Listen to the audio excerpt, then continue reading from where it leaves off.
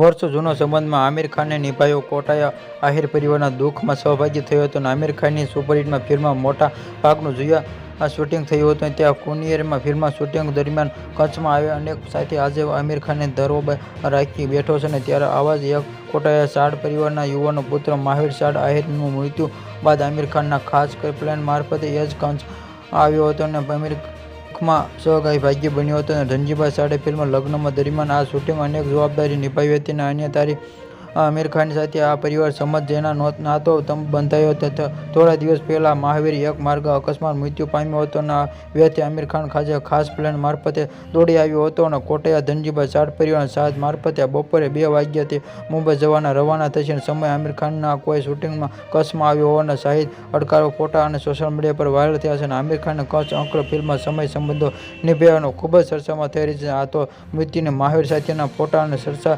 મીડિયામાં વાયરલ થઈ રહ્યા છે. આવા જ વિડીયો જોવા માટે જોડાઈ રહો અમારી ચેનલમાં. તમે લાઇક, શેર અને સબસ્ક્રાઈબ